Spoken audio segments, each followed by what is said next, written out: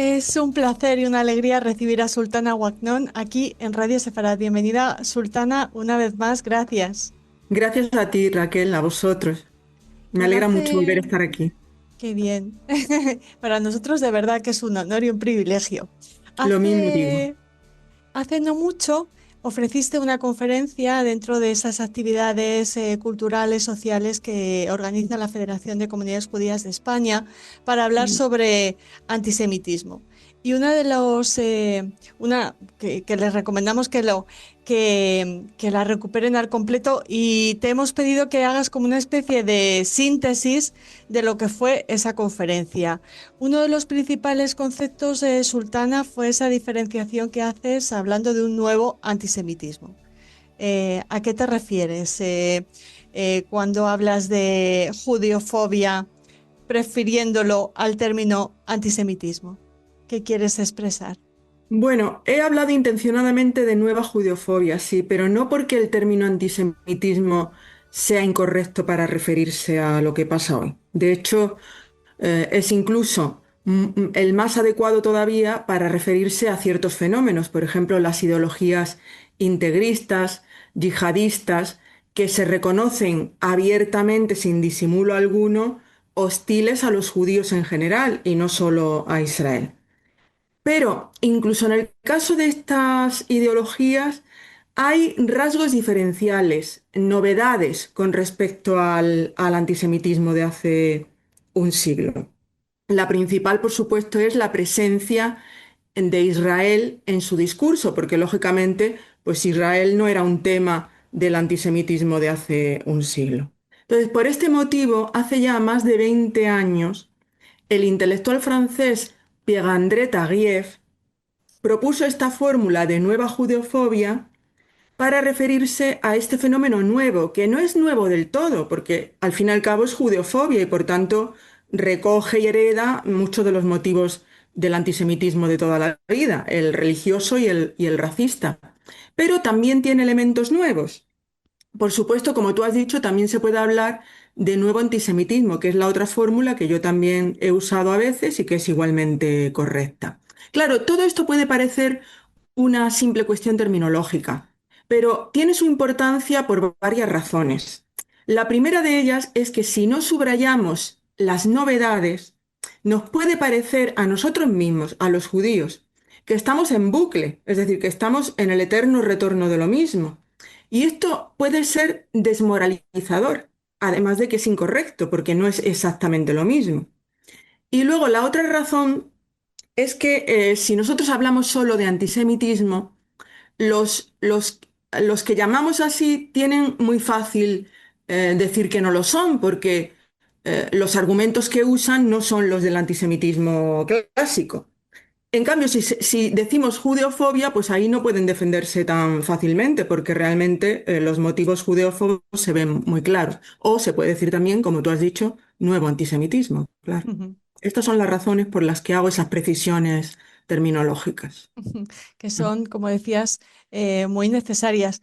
También introducir esa, o equipar, no sé si equiparar, pero unir conceptos como antisionismo y judiofobia o esa nueva judiofobia. ¿Qué relación se establece entre estas dos lacras? No sé si es la misma con diferentes rostros. Cuéntanos un poco qué quisiste comunicar en tu conferencia acerca de esto, por Sí, favor. la relación entre antisionismo y nueva judeofobia es estrechísima, porque de hecho los que llamamos, aquellos a los que llamamos antisemitas se suelen defender diciendo que ellos no son antisemitas, sino que son antisionistas. El motivo de esto es que el tema, el motivo central de su discurso es Israel. Y la oposición sistemática a Israel de toda la vida de Dios ha recibido el nombre de antisionismo, no de antisemitismo. Entonces, cuando ellos dicen que son antisionistas, tienen razón. Lo que pasa es que hay que entender, y esto es en lo que nosotros insistimos, en que ser antisionista no es incompatible con ser judeófobo o incluso decir nuevo antisemita. No, no es incompatible. En primer lugar, porque el discurso contra Israel suele ir acompañado, siempre lo ha hecho, pero en los últimos tiempos más, suele ir acompañado de apreciaciones negativas sobre el pueblo judío, sobre la cultura judía, sobre la religión judía. Por ejemplo, el tan traído y llevado concepto de pueblo elegido, que siempre se entiende mal en este tipo de discurso. Y entonces, eso ya claramente es judeofobia, no es meramente antisionismo.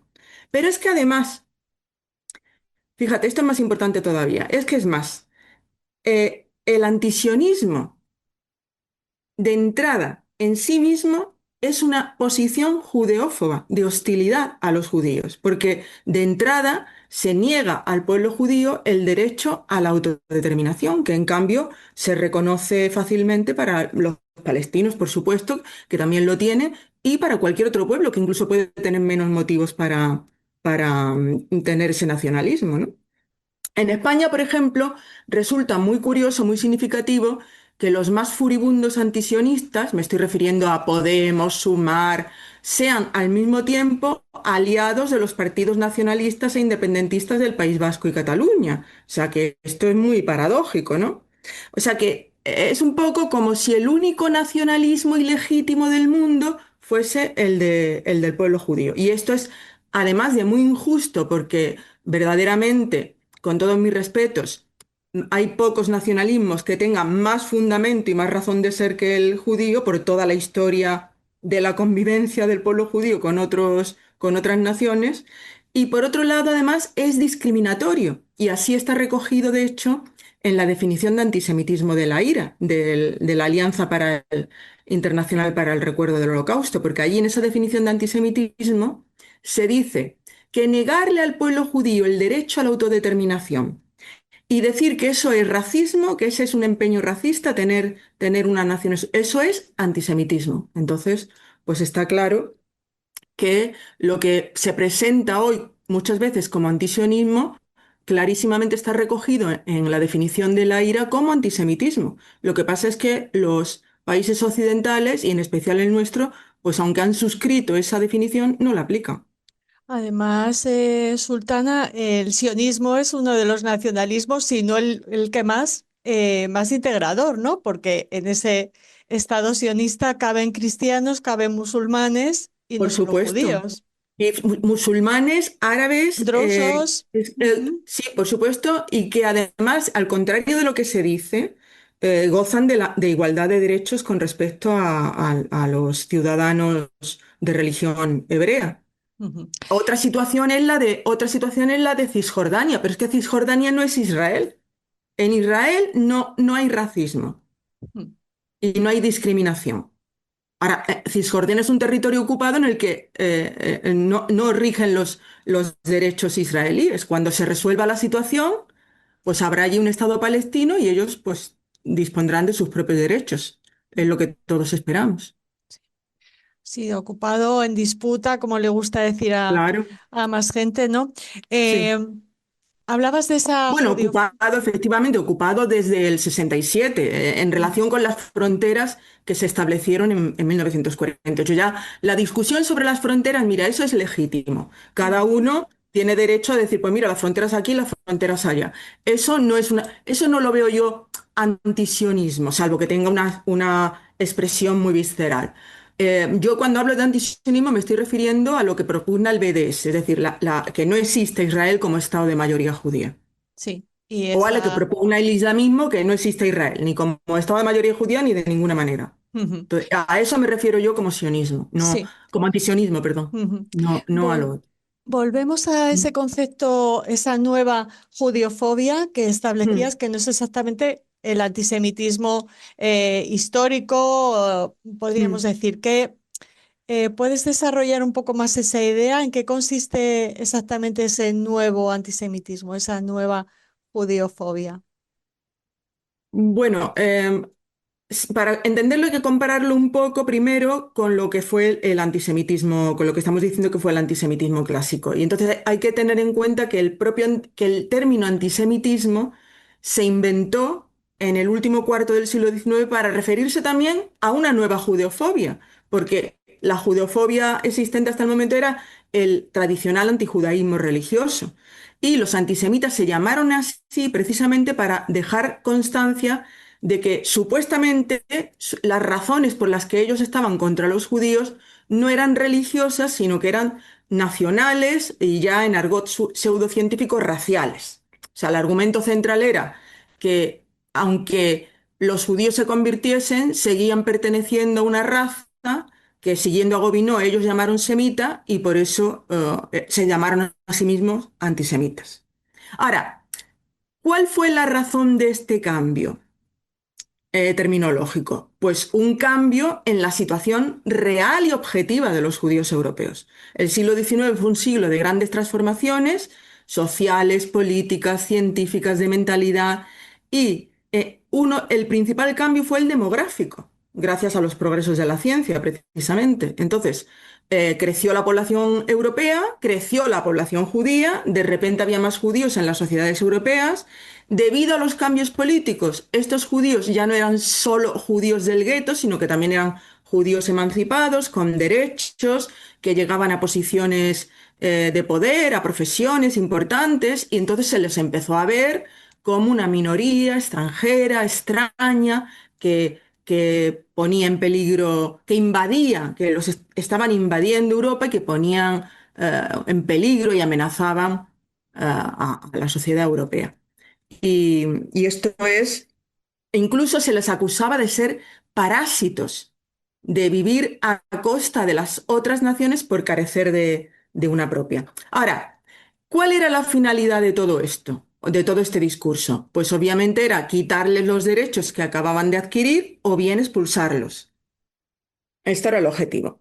Pero como esto no se podía hacer sin justificarlo de alguna manera, pues la justificación fue precisamente esa presunta pertenencia a la raza semita que les hacía inasimilables, imposibles de integrar. O sea, los judíos, se decía, pues nunca podrían ser verdaderos franceses, verdaderos alemanes.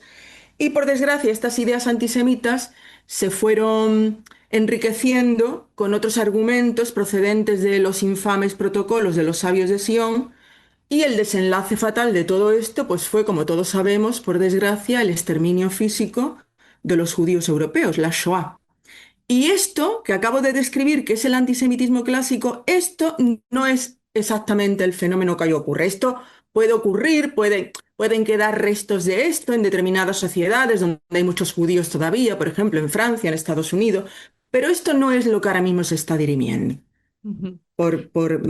Entonces, si quieres que te explique más Por favor. concretamente, Sí, ¿qué es lo eh, que, o sea, qué impulsa el odio de los nuevos antisemitas o de claro, los nuevos judiófobos? el factor objetivo ahora no es la población europea, judía europea, sino que el factor objetivo ahora es Israel, la existencia de Israel.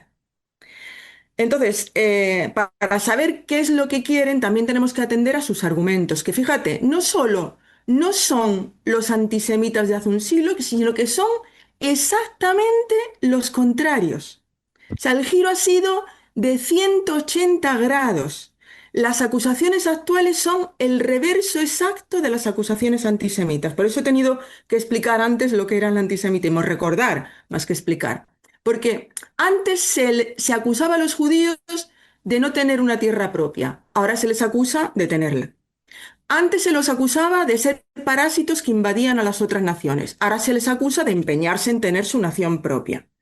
Antes se los acusaba de ser una raza, ahora se los acusa de ser racistas. En definitiva, lo que se nos reproche, lo voy a decir ya en primera persona porque esto nos afecta incluso a los judíos que no vivimos en Israel, lo que se nos reprocha es nuestra pertenencia a Israel, ya sea real porque viven allí o ya sea afectiva, en nuestro caso, de los que vivimos fuera, pero lógicamente estamos conectados sentimentalmente y familiarmente y por muchas razones a Israel. Y por eso la acusación ahora no es de semitas, ahora se nos acusa de sionistas. Entonces, la palabra sionista, que es tan preciosa, que es poética, porque deriva de una palabra tan preciosa de que es Sion, que estaba en los textos bíblicos, pues se ha convertido en un insulto. Decir sionista es un insulto. Y esto la izquierda no lo hace con ningún otro nacionalismo de la tierra. Solo lo hace con el sionismo. Entonces, ahora, para terminar la comparación. ¿Cuál es el fin de todo esto? Pues está muy claro. Ya no es echar a los judíos de Europa, ahora es echarlos de Palestina. Claro.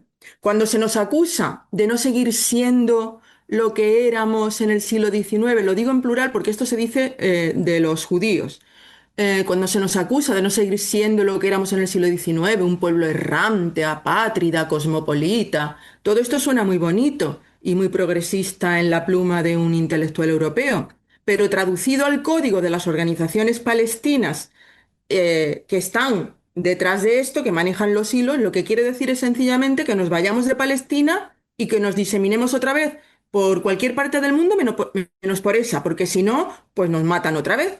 Entonces la finalidad, como ves, es la misma del antisemitismo europeo. Lo único que ha cambiado es la localización geográfica, porque ahora la mayoría de los judíos están en Israel, y ha cambiado los argumentos. Pero es completamente lógico que veamos en esto, en este antisionismo, la modalidad actual del antisemitismo, porque es un calco exacto del Mm. antisemitismo de, aunque algunos intelectuales occidentales estén todavía algo despistados y no lo vean así, no lo perciban así. Ujú. Además, Sultana, es más complicado porque el antisemitismo, digamos, no conectado tanto con el sionismo, es más fácil de reconocer que el antisemitismo o, conectado con el antisionismo, ¿no? Porque siempre se puede acudir a aquello de, no, yo no soy antisemita, solo estoy criticando a Israel, ¿no? Ese argumento Claro, tan utilizado. es difícil reconocer en eso el antisemitismo porque el discurso ha cambiado. El discurso ha cambiado. Lo principal que ha cambiado, ya lo he dicho. Lo principal que ha cambiado es la presencia del tema de Israel, que este tema no formaba parte del discurso antisemita clásico, porque Israel no existe hasta el año 1948. Entonces, ni siquiera Hitler, que hablaba ya de los sionistas, pudo hablar de Israel, no podía. Entonces, cuando aparece Israel, esto no se reconoce como antisemita, no se reconoce. Sin embargo, es evidente que Israel desempeña en el discurso antisionista actual el mismo papel que desempeñaban los judíos en el discurso antisemita. Israel es hoy la encarnación del mal, el diablo, el culpable absoluto de todo lo que pasa en el mundo, la amenaza más grande que hay en el mundo. Entonces, todo esto era lo que decía Hitler. Lo que pasa es que Hitler lo decía de los judíos y de los sionistas, pero no lo podía decir todavía de Israel, porque Israel no existía. Y además, el antisionismo ha ido creando sus propios tópicos y estereotipos que son completamente nuevos. Por ejemplo, el tópico de que los judíos o Israel o los judíos son ahora los nuevos nazis y los palestinos son las nuevas víctimas o los nuevos judíos, pues esto lógicamente no se encontraba en el discurso antisemita de hace un siglo. Por tanto, no se reconoce como antisemita. Y lo mismo pasa con todos los intentos que se hacen de banalizar, relativizar o negar el holocausto. Por ejemplo, cuando un antisionista dice, islamista o izquierdista dice, que el verdadero holocausto es el que ahora Israel está perpetrando contra los palestinos. O incluso cuando dice simplemente que Israel está cometiendo un nuevo genocidio, que fue una cosa que se dijo mucho el año pasado, pero que no se ha dicho por primera vez, que esto se lleva diciendo desde hace ya décadas. Pues cuando esto se dice no se reconoce como antisemita, porque esto no lo decían los antisemitas de hace un siglo. Entonces, como no se reconoce como antisemita, tampoco se penaliza como antisemita.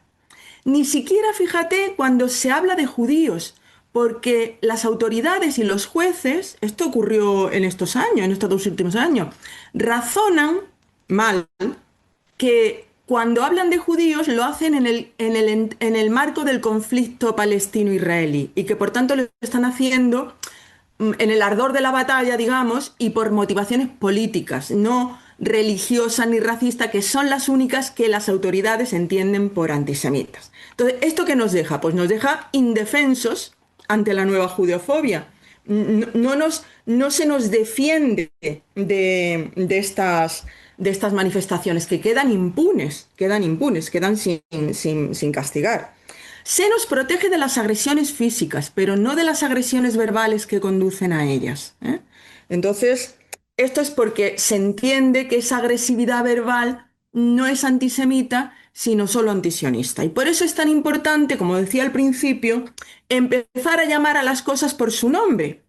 como ellos mismos se reclaman antisionistas, pues bien, acordémoslo, son antisionistas y por tanto los responsables de lo que hoy está ocurriendo son los antisionistas y sus valedores en Occidente.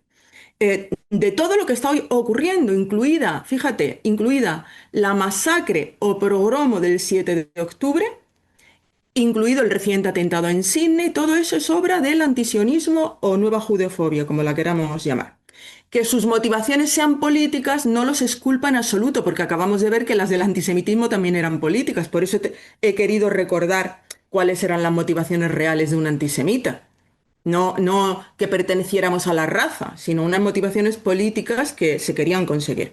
Y el fin sigue siendo el mismo, discriminar a los judíos, quitarles sus derechos. Antes eran sus derechos nacionales y ahora son sus derechos internacionales. Y en fin, finalmente, matarlos.